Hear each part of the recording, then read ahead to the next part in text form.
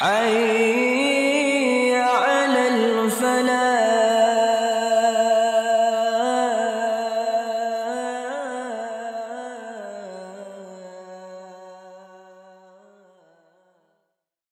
Assalamualaikum warahmatullahi wabarakatuh. Alhamdulillahi rabbil alamin, wassalatu wassalamu ala asyrafil anbiya sayyidil mursalin imamil muttaqin habibina wa syafi'ina wa maulana Muhammadin wa ala alihi wa ashabihi wa man ittaba'ahu ila yaumiddin. Rabbi shrah li sadri wa yassir li amri wahlul 'uqdatam min lisani yafqahu qawli. Allahumma arinal haqqa haqqan warzuqna ittiba'ah wa arinal batila batilan warzuqna ijtinabah. Qala Allah Ta'ala fil Qur'anil Azim, a'udzu billahi minasy syaithanir rajim, afala yatadabbaruna al-Qur'an am ala qulubin aqfaluha. Maha suci Allah Subhanahu wa Ta'ala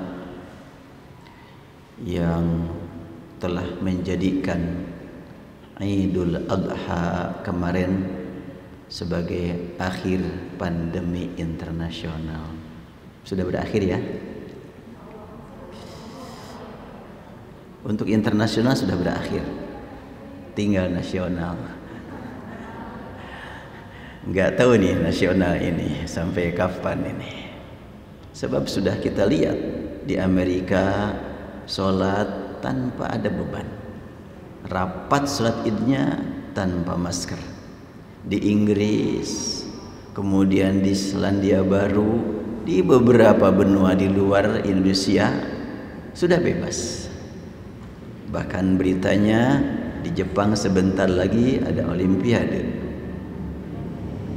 dan vaksinnya juga belum banyak di sana, belum seperempatnya. Kemudian Brunei sudah bebas. Ya ini sudah, kalau Indonesia tertinggalnya.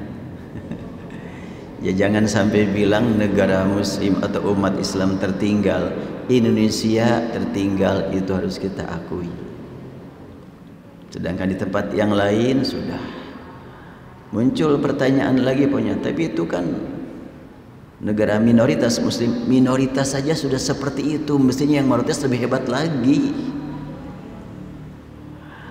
Dan di Yaman sholat Idul Adha kemarin rapat di lapangan biasa tanpa masker juga. Di Yaman udah bebas. Ini saya angkat lebih dulu, kan sepakat para ahli kesehatan di Indonesia, para petugas nakes mengatakan berbahagia jangan panik, berbahagia jangan panik. Nah harus begini, sebarluaskan berita yang membahagiakan, stop berita yang membuat panik. Sepakat ya? Iya, udah stoplah berita-berita yang menakutkan, stoplah. Apalagi disebarluaskan, di masjid ini terpapar corona sekian banyak, maka tutup masjid. Ada buktinya enggak bahwa itu adalah akibat di masjid? Pembahasan bulan lalu di sini cukup banyak tanggapan dari masyarakat di YouTube, bahkan yang langsung kepada saya juga ada. Ustadz, buktikan katanya kalau di masjid itu adalah tidak aktif virus corona. Yang perlu dibuktikan yang menyatakan aktif. Buktinya tidak aktif ya tidak ada, itu bukti itu kan. Masa orang berkata aku nggak punya uang, buktikan kamu nggak punya. Ya gimana cara membuktikannya? Kalau orang berkata aku punya uang banyak, buktikan. Nah ini buktinya kan gitu. Ini jangan dibalik ini. Orang berkata bahwa virus di masjid tidak aktif, buktikan tidak aktif. Ya gimana cara membuktikannya? Justru karena tidak ada jadi tidak bukti. Justru kalau berkata ada, buktikan. Ya, ini logika sederhana. Ya alhamdulillah kita diberi nikmat oleh Allah dapat bertemu di sini, dan barusan saya tidak sempat pulang dulu dari masjid, juga dari masjid yang lain, salat subuh, dan alhamdulillah di masjid tersebut saya bahas hadis Rasulullah SAW yang sering digunakan oleh beberapa orang, larangan berjabatan tangan. Ada dua hadis. Satu hadis menyatakan la yuridanna mumridun ala musihhin. Satu hadis lagi menyatakan ma min muslimaini yaltaqiyani fayatasafahan illa ghufira lahuma qabla an yatafarraqa. Tapi yang diangkat cuma satu hadis yang berbunyi la yuridanna mumridun. Orang yang jelas-jelas sakit jangan bergabung ke kerumunan massa yang banyak. Tentu penyakit yang dipandang akan membahayakan. Tapi kalau sakit pegal mah ya nggak apa-apa lah. Tentu yang berkaitan dengan pernapasan, batuk, mengganggu orang, ya jangan bergabung. Itu hadis berbunyi. Tapi hadis ini dijadikan dalil oleh sekian banyak orang, itu dalil larangan berjabatan tangan. Karena katanya dulu Rasulullah SAW sewaktu melakukan pembaiatan, ada yang sakit, Rasulullah cukup dari kejauhan saja, jelas-jelas sakit. Sekarang di masjid ini semuanya yang sehat. Sehat semuanya ya. Alhamdulillah. Makanya datang ke sini sehat. Kalau yang sakit mah gak usah hadir. Apalagi yang batuk-batuk, pemainnya yang pilek berat, dan memang enggak ke masjid. Tapi hadis yang tadi dijadikan dalil jangan jabatan tangan. Kemudian juga masjid ditutup, la haula wala quwwata illa billah, enggak ada hubungan. Justru yang mesti kita jadikan hadis kedua. Rasul bersabda, "Ma min muslimaini yataqiyani fayatasafahani illa ghufira lahum qabla an yatafarraqa." Tidak ada dua orang muslim yang berjabatan tangan, yang bertemu dan berjabatan tangan, kecuali Allah ampuni dosa mereka sebelum berpisah. Tadi itu saya bahas hadis ini. Selesai pengajian, akhirnya berjabatan tangan semuanya. Merasa bebas-bebas saja. Kita sudah diberi oleh Allah Subhanahu wa taala kesempatan dapat ampunan, ya jangan sampai disia-siakan. Ini mah jabatan tangan nggak boleh, senyum pun nggak boleh. Iya, senyumnya pakai mata banyak. Nggak kelihatan. La haula wala quwwata illa billah. Kemudian hadis PSBB, hadis PPKM. Yang sering diangkat adalah hadis tentang Umar bin Khattab mau ke Syam. Kemudian beliau mendengar berita ketika sampai di tempat yang disebut Sargha. Umar bin Khattab mendengar berita bahwa di Syam sedang tersebar wabah. Beliau rapat, sidang beberapa kali, sampai datang Abdurrahman bin Auf yang menyatakan Rasul bersabda, "Idza sami'tum bihi bi ardin fala taqdamu alaih." Apabila kamu mendengar di satu daerah, di satu kawasan ada wabah, kamu jangan masuk. Kemudian apabila kamu berada di tempat di mana wabah tersebar, kamu jangan keluar. Jangan masuk ke tempat wabah dan jangan sampai keluar karena nanti bisa menyebarkan kalau dia berada di dalam. Ini adalah salah satu kendala waktu program pemerintah kita ada PPKM dan tidak mencapai yang diharapkan sebagaimana yang diharapkan secara sempurna. Apa yang menjadi kendala? Tadi jangan masuknya bisa dipahami untuk orang kita, tapi jangan masuknya dari luar, enggak. Mestinya kan kita tidak masuk ke tempat wabah dan orang dari luar jangan masuk ke sini. Itu yang dilakukan di Brunei. Di Brunei itu jelas sejak diterapkan peraturan protokol kesehatan, tidak boleh ada orang luar negeri masuk dari manapun. Tapi karena pemerintah kita mah tawakalnya tingginya. Iya, tinggi ketawakalannya, nggak apa-apalah. Dari Wuhan pada datang, kita mah tawakal Allah kan gitunya. Iya, buat pemerintah tawakalnya tinggi, buat rakyat yang bingung. Ini yang menjadi masalah kan gitu. Ya kita mah husnuzon, ada husnuzon tuh enak gitu. Dengan husnuzon nggak panik. Dengan husnuzon kita tenang. Sepakat semua ahli kesehatan harus tenang. Ya alhamdulillah kita diberi nikmat tenang. Cuma yang tidak mengerti kan kasihan, panik sekali kan. Ini mukadimahnya. Saya rencana mau mengkaji surat Al-Baqarah ayat 47, yang mungkin yang masih pegang buku bisa dibuka, nanti dibuka di rumah bukunya. Berkaitan dengan ayat ini sangat penting untuk kita gali. Ya Bani Israil azkuru ni'mati allati an'amtu 'alaikum wa anni faddaltukum 'alal 'alamin. Allah Subhanahu wa taala memanggil Bani Israil. Apakah Bani Israil mendengar?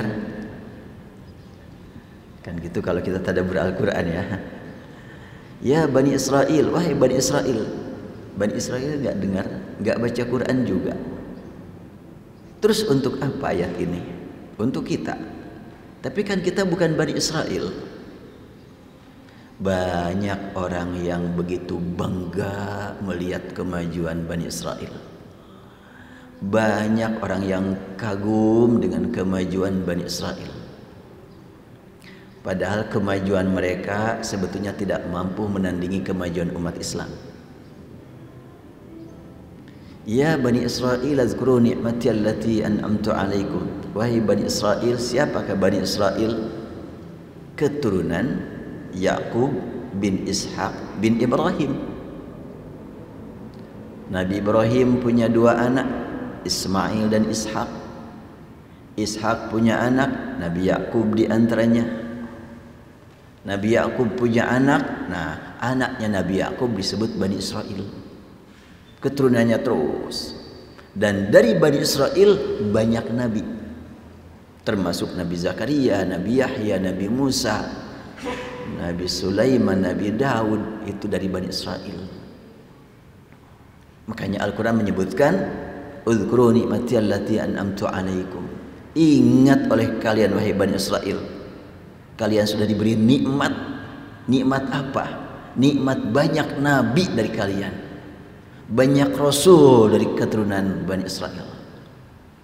Tapi dipahami oleh sekian banyak pembicara bahwa yang dimaksud dengan kemajuan adalah kemajuan teknologi, kemajuan ekonomi, kemajuan politik, kemajuan militer. Itu yang memang dirasa perlu untuk kita kaji kembali. Dan di dalam terjemahan Departemen Agama revisi terakhir, di situ disebutkan an'amtu 'alaikum ni'mat apa? Ya Bani Israil azkuru ni'mati allati an'amtu 'alaikum wa anni faddaltukum 'alal 'alamin. Aku berikan kelebihan kepada kalian umat Bani Israil di tengah-tengah manusia. Kalimatnya adalah di atas manusia yang lain. Pada zamannya, saya nggak ngerti apa yang dimaksud dengan pada zamannya, atau pada waktu tertentu, atau juga di atas manusia. Al-Quran menyebutkan alal alamin, di atas alam. Kalimat di atas alam, ya tetap saja di atas alam, sampai nanti juga tetap di atas alam. Dan itu tidak disebutkan pada waktu tertentu. Tetapi kalimat, saya pun mendengar seorang ulama besar di Timur Tengah mengartikan faddaltukum 'alal 'alamin, aku angkat kalian wahai Bani Israil di atas alam pada waktunya. Enggak tuh yang dimaksud dengan pada waktunya, waktu kapan itu?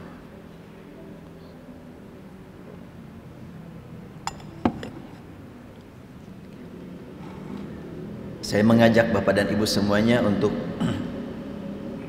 ya kritis terhadap pemikiran. Kalau terjemahkan pemikiran ya, bukan dalil. Terjemah Al-Quran, terjemah hadis itu bukan dalil. Yang dalil yang aslinya. Alhamdulillah Al-Quran itu tidak mengalami perubahan bahasa sejak turun sampai sekarang. Beda dengan kitab-kitab yang lain. Hadis juga masih asli bahasa Arabnya. Sahih Bukhari, Muslim, Sunan Abu Dawud, Nasai dan selanjutnya.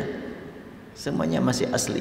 Adapun terjemah pemikiran manusia yang bisa beragam, bisa berbeda, bisa berubah.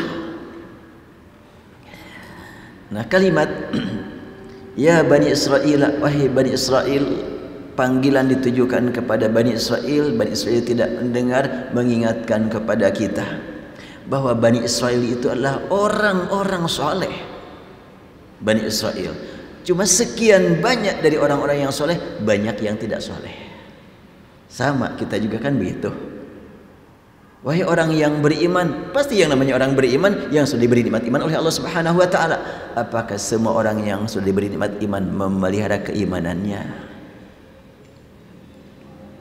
Saat ini kita sedang diuji betul-betul tentang keimanan. Ujian fisik iya, tapi tidak seberat ujian keimanan. Bahkan barusan tuh saya ngobrol di mihrab. Ya, sekarang banyak pernyataan para ahli bicara terkait dengan masalah Covid. Mereka mengeluarkan sekian banyak fatwa yang ada yang berlandaskan kepada Quran dan Sunnah, ada yang memperalat Quran dan Sunnah. Ini yang sangat mengerikan kalau memperalat Quran dan Sunnah untuk kepentingan sejenak. Ya, semoga Allah mengampuni kita semuanya. Dan terkait dengan tanggapan sekian banyak yang mengikuti di YouTube kajian yang lalu, antara lain ada yang menegur saya.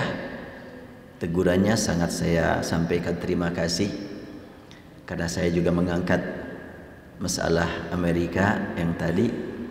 Kok Ustadz menjadikan Amerika sebagai kiblat? Mekah dong kalau kiblat mah. Ya, saya sampaikan terima kasih Anda mengingatkan saya.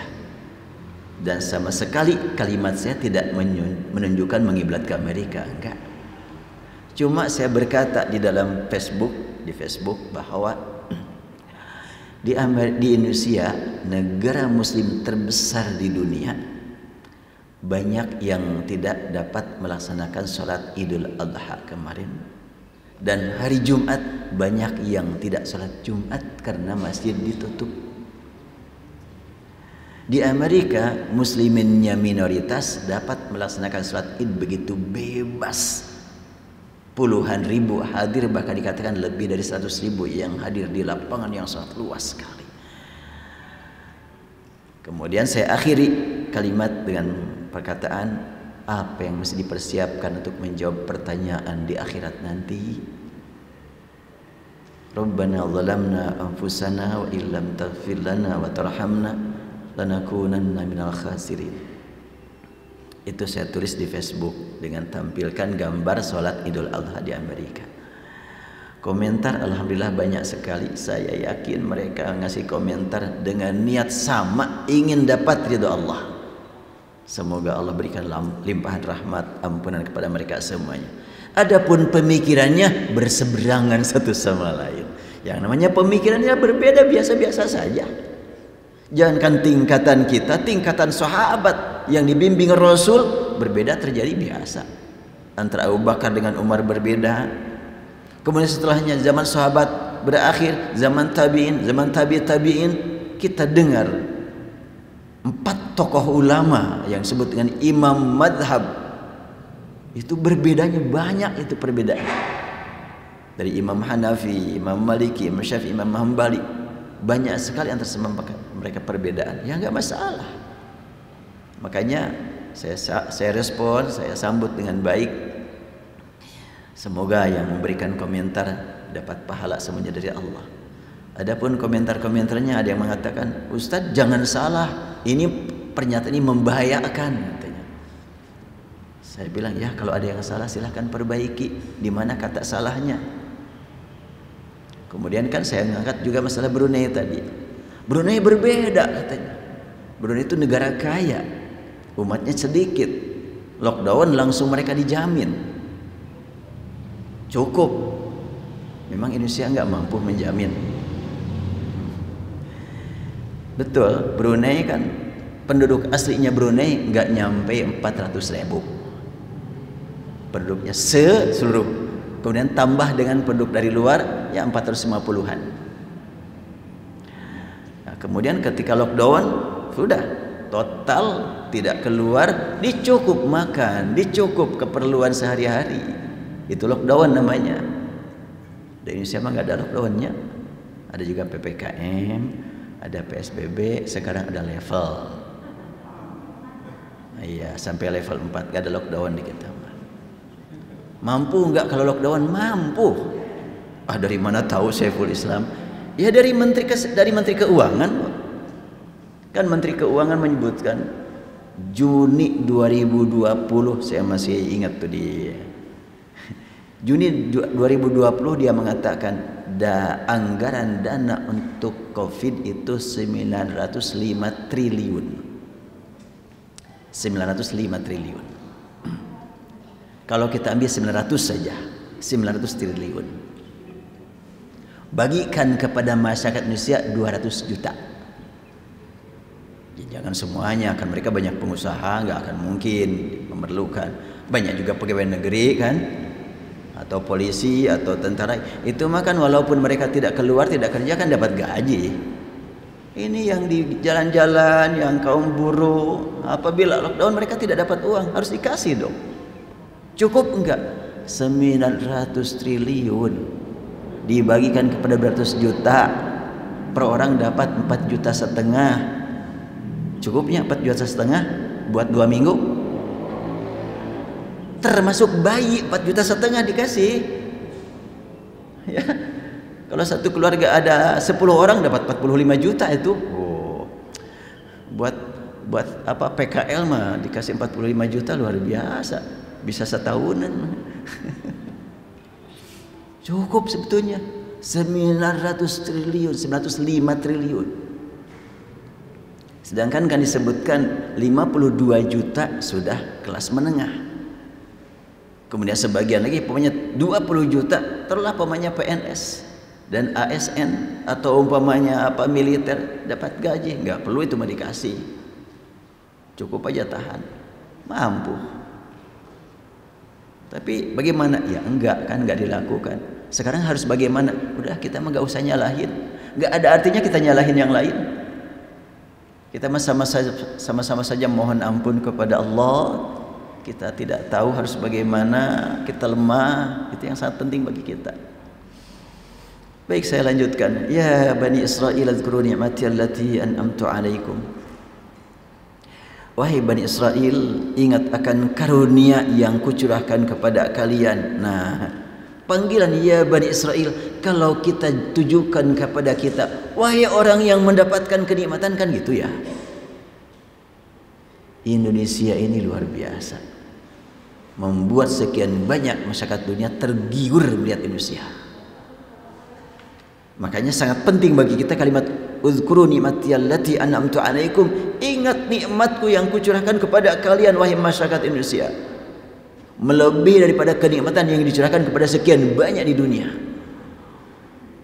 Di tempat yang lain untuk bercocok tanam saja harus gali dulu pasir, kemudian dipasang plastik, dikasih tanah, dikasih air, baru bercocok tanam. Di kita ya Allah, lempar tongkat jadi tanaman.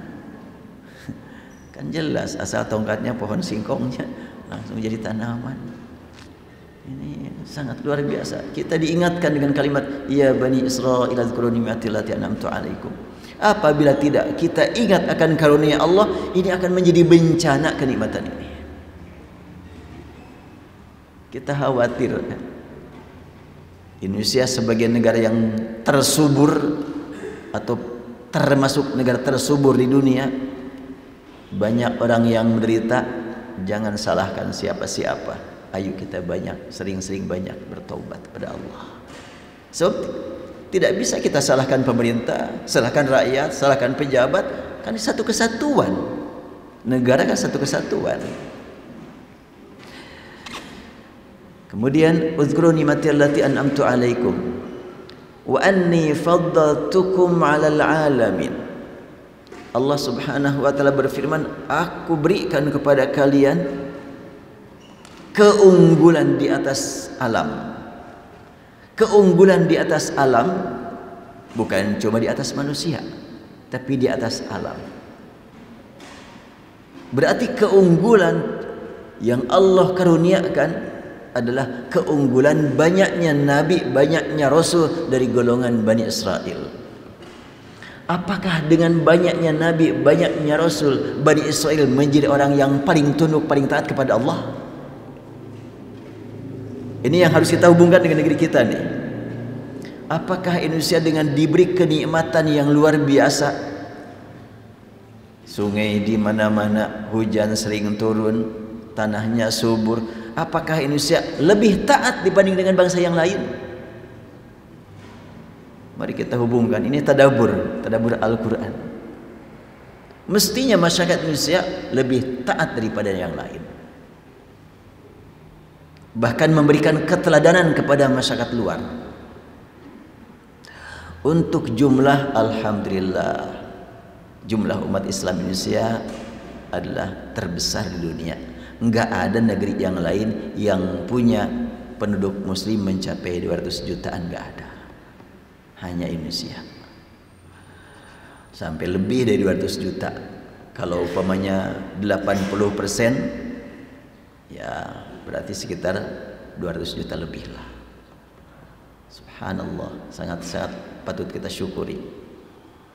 Tinggal kualitasnya. Secara kuantitas alhamdulillah sangat menakjubkan. Tinggal kualitas, dan sangat ditunggu oleh negara-negara muslimin di luar Indonesia. Dan imam di Amerika adalah orang Indonesia.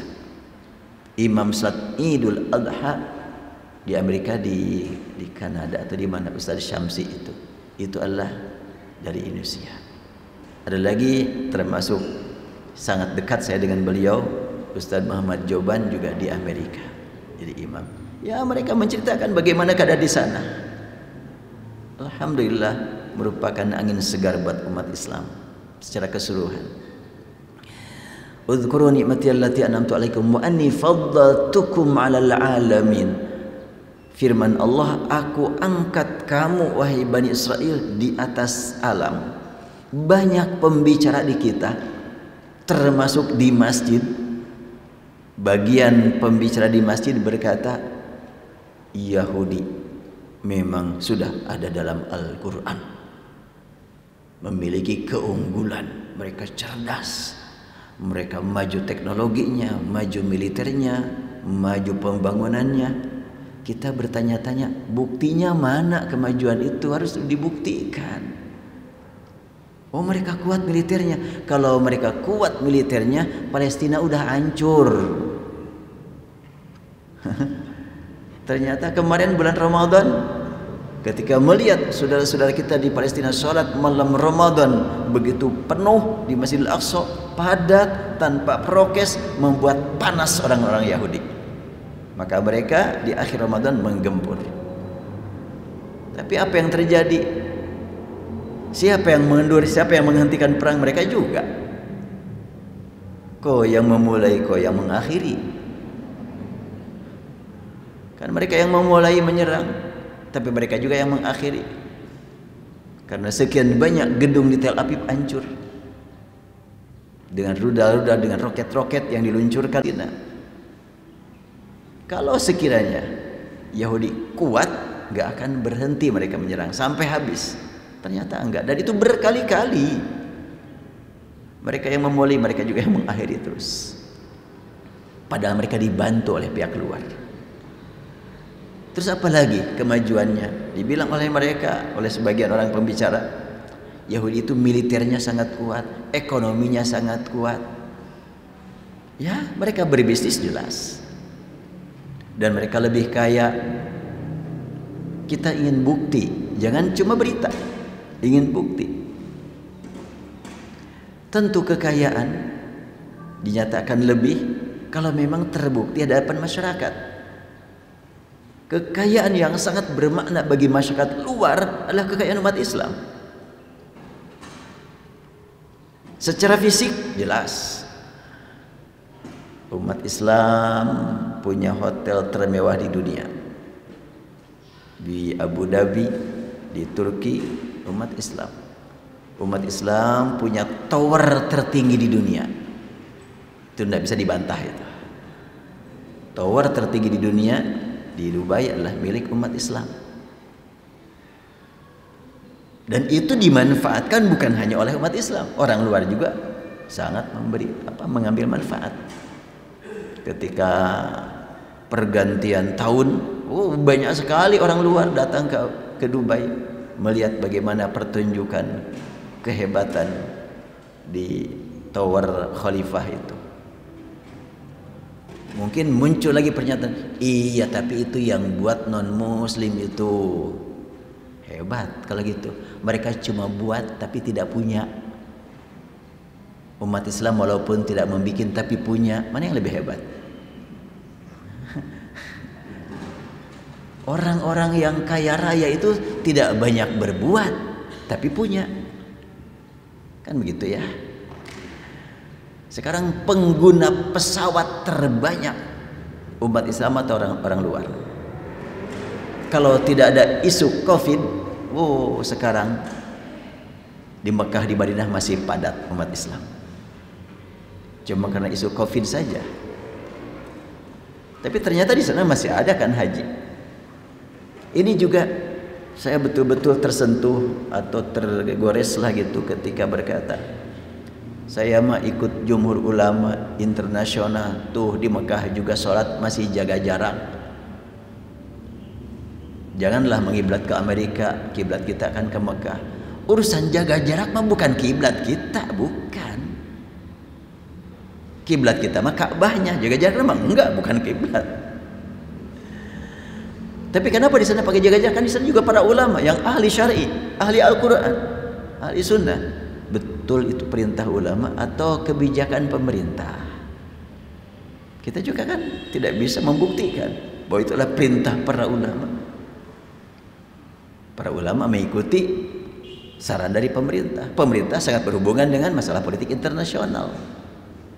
Tidakkah lebih baik kita lihat ke Masjidil Aqsa yang tidak ada sorotan sebagai tempat pertemuan seluruh dunia? Untuk Mekah kalau sampai sekarang masih seperti itu dalam rangka memang menjaga jangan sampai banyak orang luar masuk. Maka dijaga jarak. Untuk membuktikan jangan masuk, ya jaga jarak seperti itu. Karena kalau pokoknya sudah padat, sholat sudah biasa, tampil di YouTube, sudah tidak ada jaga jarak lagi, tentu akan semakin sakit para jamaah haji, para jamaah umrah yang belum berangkat. Enak aja kok dari luar nggak diizinkan, pada di situ sudah bebas. Maka saya sewaktu ada yang bertanya, lihat di Mekah, ketika ada pertanyaan begitu, hati itu langsung rasanya teriris. Ya Allah, ampuni dosa hamba-hambamu di seluruh dunia ini, terutama para ulama Mekah dan Madinah yang mungkin mereka tak berdaya. Ya tidak berdaya kan? Ilmu mereka tidak diragukan, ketakwaan mereka tidak diragukan. Tapi urusan ini bukan kebijakan mereka. Hanya jelas sekali sekian umat Islam di seluruh dunia sampai saat ini menderita. Ini ada calon jamaah umroh saya yang harus berangkat bulan Maret tahun 2020. Dia sudah ketiga kalinya masuk ke travel ini ketipu, masuk ke travel ini ketipu. Dia kumpulkan uang lagi, masuklah ke travel yang saya dirikan, bukan ketipu pas pandemi. Itu bersama keluarganya, bersama anaknya, bersama mantunya, dan sekarang sudah wafat. Ya Allah, saya ingat ke situ. Duh, berat tanggung jawab umat Islam, terutama tanggung jawab para tokoh ulama. Berat tanggung jawabnya. Ya tapi gimana lagi? Realitanya seperti ini. Makanya Rabbana zalamna anfusana itu adalah harus sering-sering kita ungkapkan, memohon ampun kepada Allah, untuk Allah curahkan ampunan buat seluruh umat Islam, bukan untuk pribadi kita. Nabi Adam memohon kepada Allah ampunan dengan bahasa yang sangat halus Nabi Adam memohonnya. Wahai Rabb kami telah menzalimi diri kami, ketika sekiranya Engkau tidak mengampuni, tidak merahmati, kami termasuk yang merugi. Nabi Adam tidak berkata ampuni dosa kami. Tidak ada pernyataan nyuruh, tetapi hanya pernyataan kami sangat takut kalau tidak mendapatkan ampunan. Tetapi Nabi Adam berkata zalamna anfusana. Kalimat anfusana untuk orang banyak. Kalau untuk berdua bukan anfusana. Rabbana zalamna nafsayna. Untuk berdua ya. Karena waktu itu kan berdua beliau bersama istrinya, belum punya anak. Belum ada jamaah masjid Istiqomah waktu itu. Tapi beliau memohon Rabbana zalamna anfusana. Pelajaran buat kita, sangat penting kalau kita memohon ampun kepada Allah untuk kepentingan bersama. Baik, saya lanjutkan kalimat tadi. Anni faddaltukum 'alal 'alamin. Aku angkat kalian di atas alam, bukan cuma di atas manusia, tapi di atas alam. Berarti termasuk di atas matahari, di atas bulan, di atas arasy, alam. Apa yang dimaksud? Emang Bani Israel lebih mulia daripada arasy, lebih mulia daripada matahari? Ya pernyataan dari Allah. Sudah diangkat setinggi-tingginya, tidak mereka syukuri, malah mereka kufuri. Mengingatkan kita semuanya sebagai orang yang berada di Indonesia yang sudah demikian banyak karunia dari Allah Subhanahu wa taala. Tidak ada udara yang sangat panas, tidak ada udara yang sangat dingin. Enakan di Indonesia itu.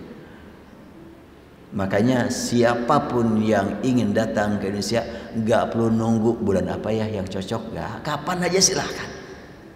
Beda kalau pokoknya bapak dan ibu mau ke London, mau musim dingin, musim panas, kan gitu. Wah ini mah kalau bulan Januari gak akan kuat kamu kedinginan, Agustus gak akan kuat kamu kepanasan. Maunya apa ya, Maret, April enak kan gitu.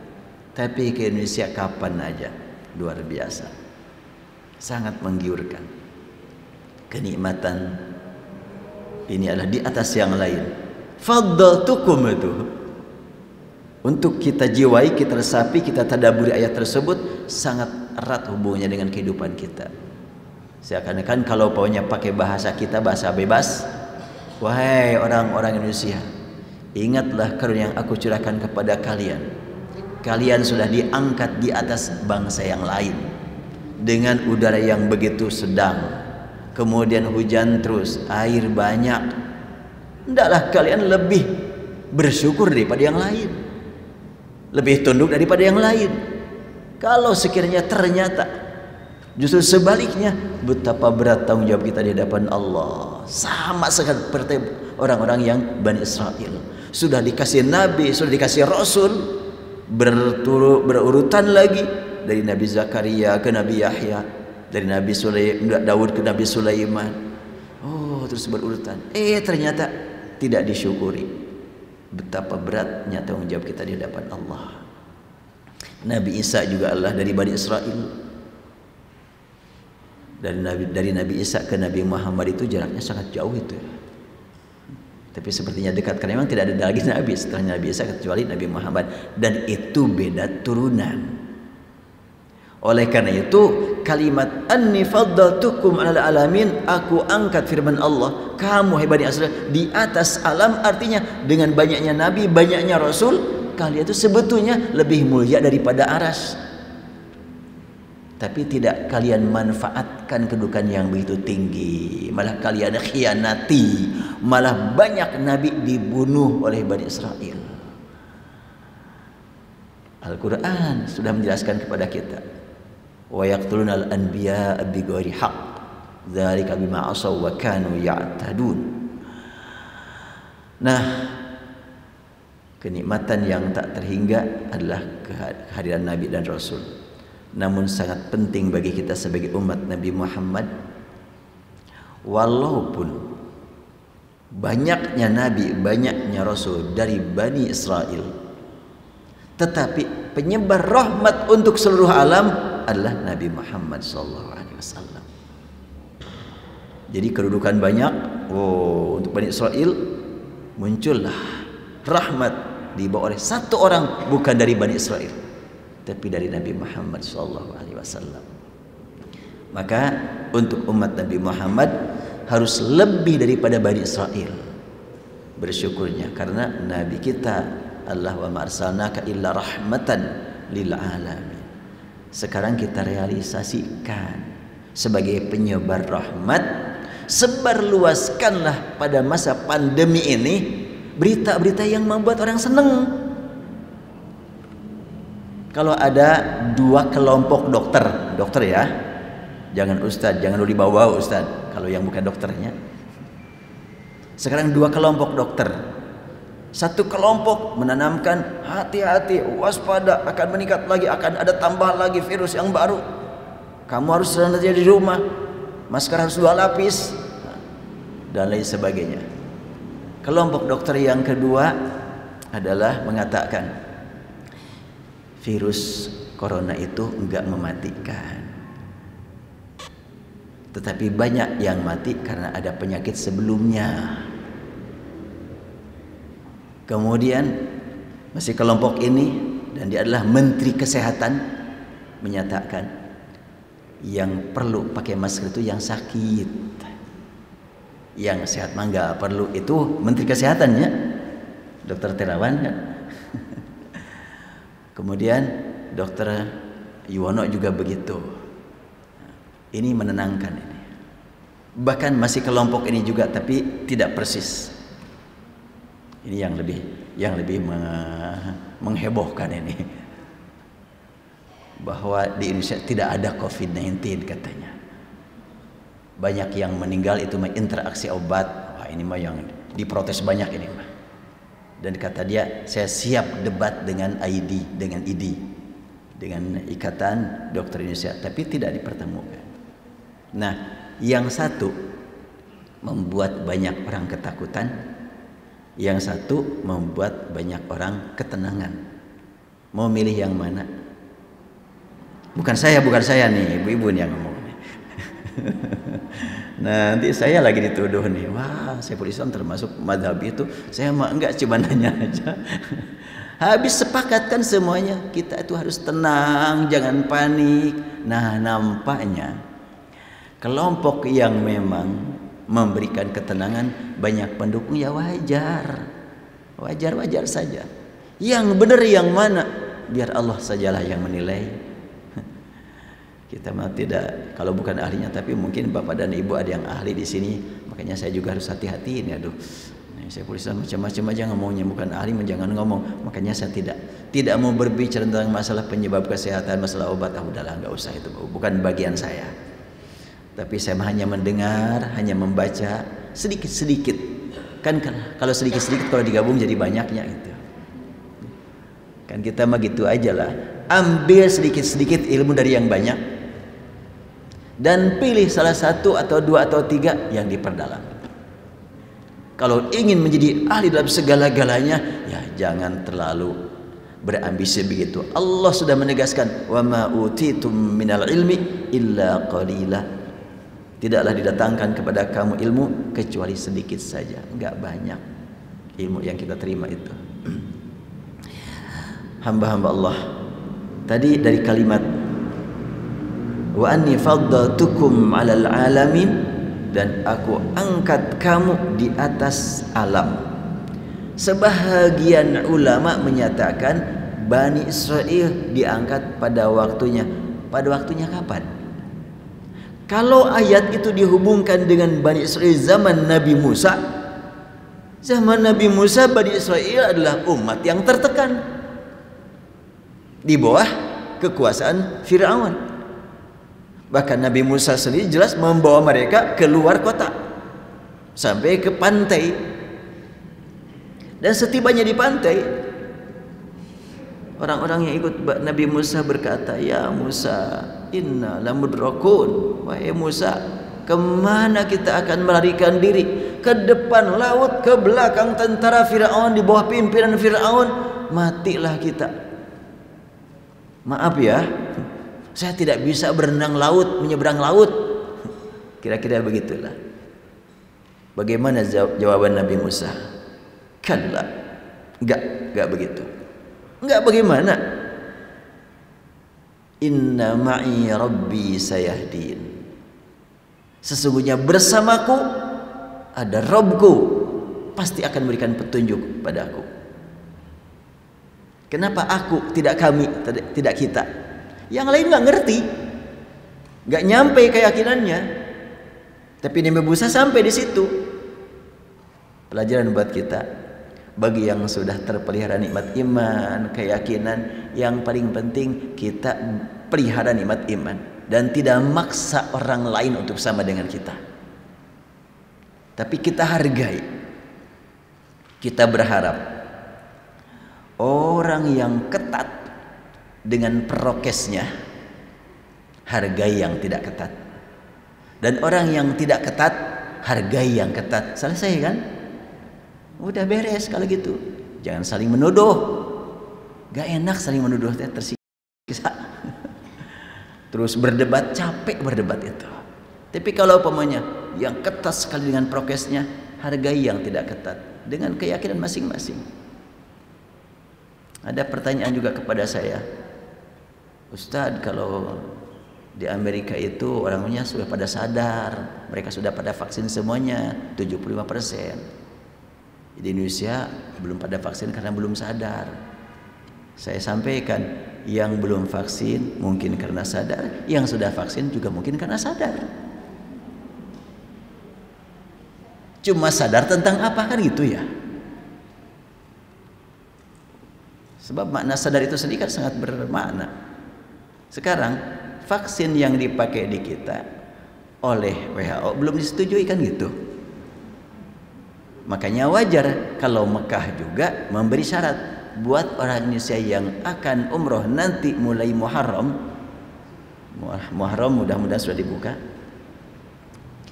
Maka syaratnya adalah di samping vaksin 2 kali Indonesia, juga vaksin tambah dengan vaksin yang diajukan salah satu dari 5. Itu bahasa yang sangat bijak dari Saudi itu. Apa bijaknya? Saudi tidak berkata, ya pakai vaksin begituan, nggak bisa. Nggak begitu mereka. Di samping vaksin itu tambah vaksin yang lain, bijakannya. Santun gitu.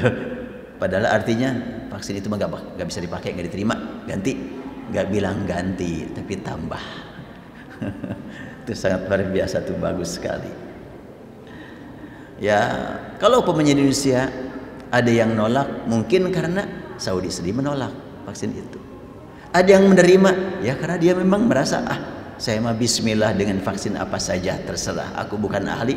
Dua-duanya jaga, insya Allah sadar itu. Jangan sampai nuding tidak sadar yang menolak vaksin. Ini adalah realita ya, sebagai bahan pertimbangan. 4 orang bersaudara. Yang tertua di atas 70 tahun, kedua 70, ini adalah 66 atau 68, ini di bawahnya lagi.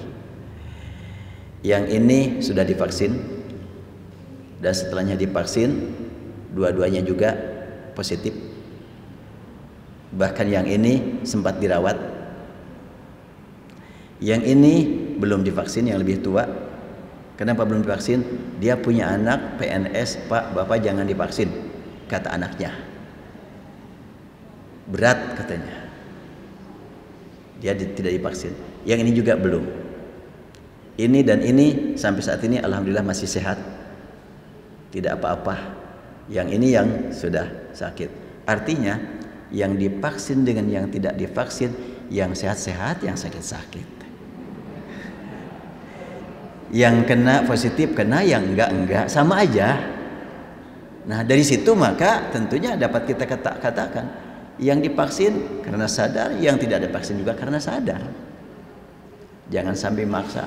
Dan mungkin saja ketika memang ada yang tidak vaksin, karena mempertanyakan mereka terkait dengan masalah tadi, kok dari luar masuk terus?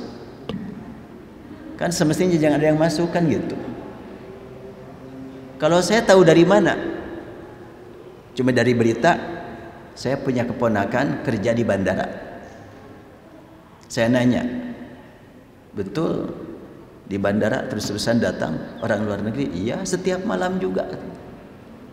Ini kerjanya di bandara nih, di Bandara Soekarno-Hatta, setiap malam terus berdatangan dari luar. Itu juga sebetulnya yang membuat masyarakat sadar kan itu. Sadar itu kan? Jadi yang menerima sadar, yang tidak menerima juga sadar. Enak kan kalau gitu, saling kita hargailah. Dengan saling menghargai insya Allah aman. Daripada takut terus akhirnya mudah terkena penyakit kita itu.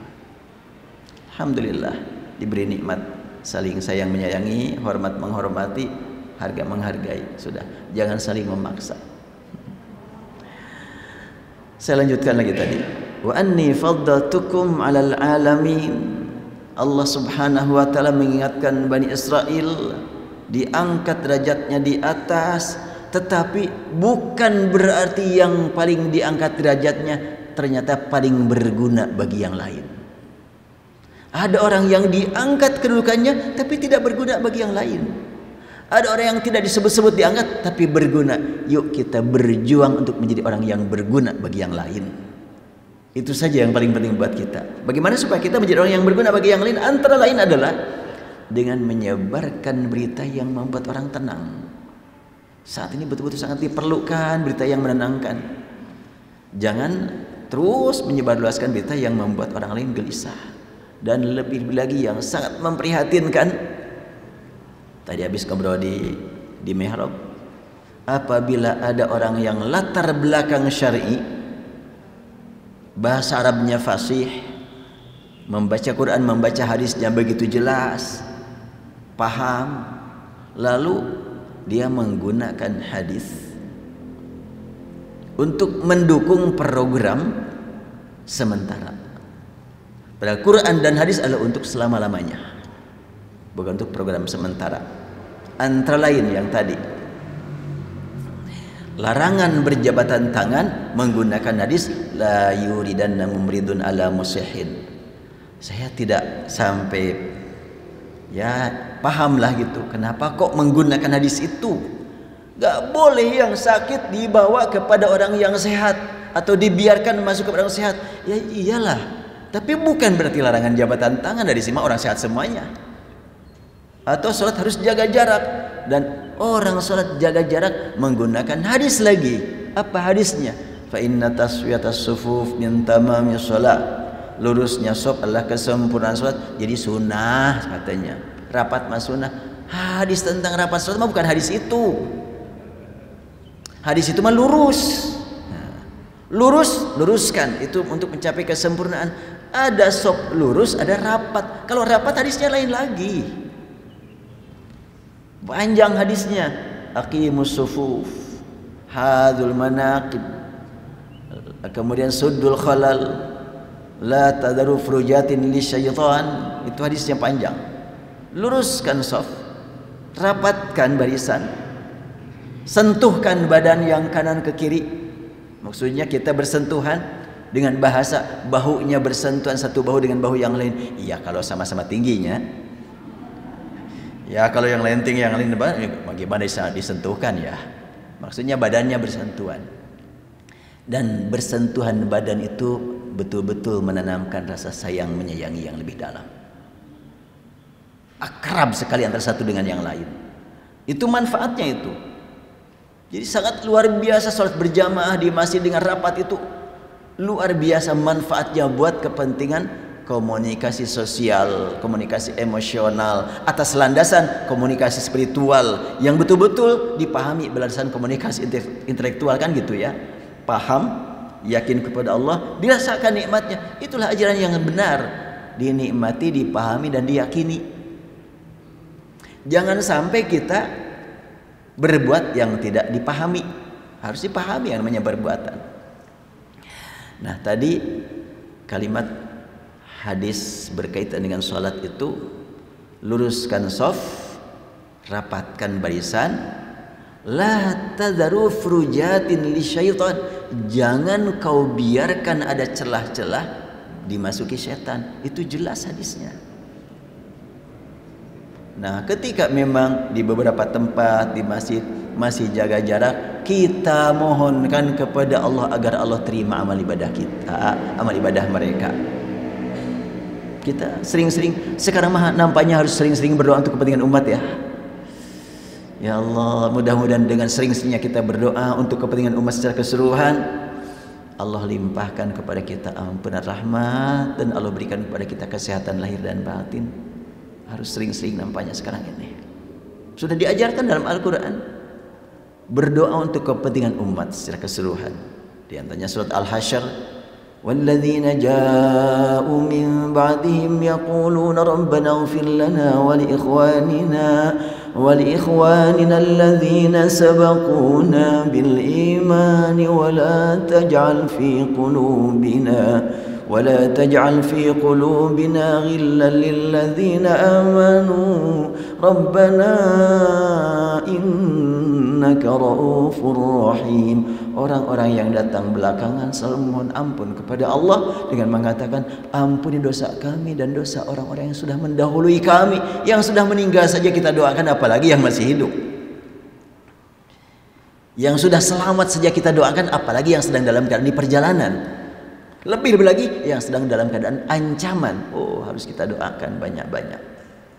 Doa Nabi Ibrahim, Rabbana ighfirli wa liwalidayya wa lil mu'minin. Ya Allah, ampuni dosaku dan dosa orang tuaku dan orang-orang yang beriman. Itu surat Ibrahim.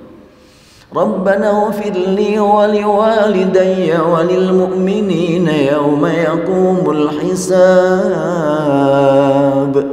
Banyak ajaran dalam Al-Quran berdoa untuk bersama. Jelas Rabbana atina untuk bersama, Rabbana afrigh alina untuk bersama, Rabbana hablana untuk bersama. Ada juga dalam Al-Quran doa untuk pribadi, seperti Nabi Sulaiman, Rabbi auzi'ni an ashkura ni'matak. Kenapa Nabi Sulaiman doanya untuk pribadi? Soalnya dia merasakan betul bahwa kenikmatan yang tercurah kepada dirinya di atas yang lain. Aku harus lebih daripada yang lain. Ya Allah, telah Engkau angkat aku menjadi raja. Ya Allah, telah Engkau berikan kepadaku amanat harta kekayaan yang tak terhingga. Ya Allah, telah Engkau berikan amanat kepadaku berupa kemampuan berkomunikasi dengan semut, dengan burung, dengan sekian banyak makhluk Engkau.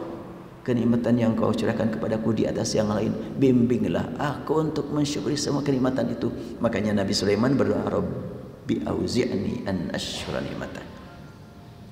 Demikian juga bapak dan ibu-ibu ketika qiyamul lail sedang sendirian tapi berdoa untuk kepentingan bersama, cuma permohonan untuk pribadi tapi manfaatnya buat bersama. Apa doanya? Doa tahajud. Sudah pada hafal semuanya. Dalam Al-Quran surah Al-Isra, Rabbi adkhilni mudkhala sidqin wa akhrijni mukhrija sidqin waj'alni min ladunka sultanan nasira. Apa itu maknanya? Terjemah mungkin ternyambung tidak? Rabbi, wahai Rabbku, adkhilni, masukkan aku, mudkhala sidqin, dengan masuk yang benar. Keluarkan aku dan keluar yang benar. Apa maksudnya tuh? Gak jelasnya. Memang Allah Subhanahu wa ta'ala menggunakan bahasa itu biar maknanya sangat luas, tidak terbatas. Masuk apa saja. Dan bagi orang yang sedang qiyamul lail membaca umat, ya Allah, banyak sekali orang-orang yang perlu aku ingatkan. Aku tidak sanggup ya Allah menyusun kata yang sesuai dengan yang diperlukan oleh mereka.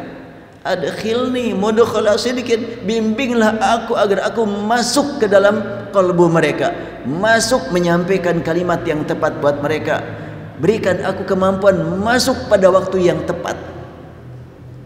Mudkhala itu maknanya sangat luas. Gaya masuk, tempat masuk, bekal masuk, waktu masuk.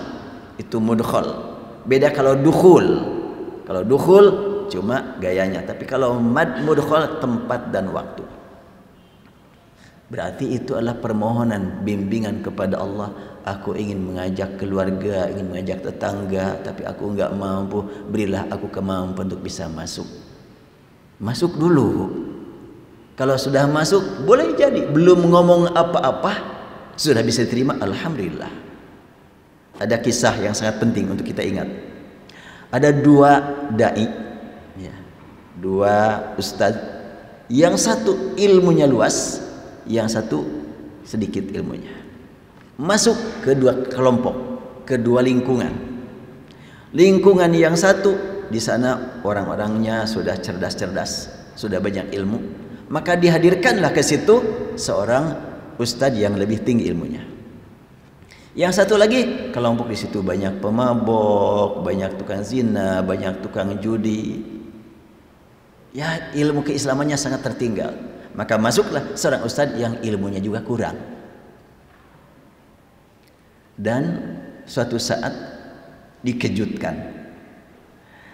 Siapa yang dikejutkan? Yang pinter. Ustadz yang ilmunya luas dikejutkan. Dikejutkan dengan apa? Dengan kepatuhan, ketaatan, keakraban masyarakat yang tukang mabok, yang tukang judi dengan ustadznya yang ilmunya sangat kurang. Kok bisa doa adkhilni mudkhala sidqin? Bukan dengan kepinteran, tapi dengan bimbingan ilahi bisa masuk. Ketika ngobrol berdua, kok bisa ya kamu?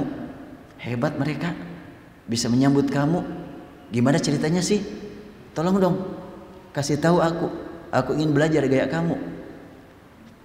Kata dia, ya engkau kan lebih luas ilmunya daripada saya kan ala kadarnya ilmunya juga. Maka saya ya tidak bisa lagi mengandalkan ilmu saya sangat sederhana. Maka saya hanya mengandalkan pertolongan Allah. Dan waktu itu, waktu dia datang ke masyarakat yang pembangkang, pemabok, tukang judi, semalaman saya qiyamul lail antara memohon kepada Allah dengan Rabbi adkhilni mudkhala sidqin, dan salatnya saya lakukan waktu itu membaca Al-Qur'an sampai 5 juz kata dia. Jadi qiyamul lail dia dengan 5 juz. Kemudian pagi-pagi mengunjungi sasaran dakwah. Ternyata masyarakat tampil menyambut dia dengan penuh senyuman, dengan penghargaan, menyediakan minuman dan lain sebagainya. Dia bahagia, alhamdulillah Allah berikan hidayah kepada mereka. Alhamdulillah Allah yang memberikan kesadaran kepada mereka. Aku diberi oleh Allah nikmat bisa bertemu dengan mereka. Ketika ditanya juga masyarakat, gimana ceritanya kalian kok bisa senang kepada ustadz ini? Iya Pak Ustadz, kata mereka kepada ustadz yang kedua. Kami itu malam ternyata hampir sama mimpi. Mimpi apa? Mimpi ini ustadz ini membawa cahaya buat kami, ustadz ini memberi itu, maka kami merindukan. Pas dia datang kami betul-betul sudah rindu ingin ketemu dengan dia. Allah yang menggerakkan ya. Ilmunya sedikit, cuma komunikasi batin sangat kuat. Karena dia sadar ilmu saya sedikit, ya udah mohon kepada Allah Subhanahu wa taala saja. Oleh karena itu kita pun saat ini mungkin merasa lemah, tidak mampu merubah keadaan umat. Jangankan tingkat internasional, Indonesia pun berat. Jangankan Indonesia, Jawa Barat pun berat. Se-Bandung juga susah.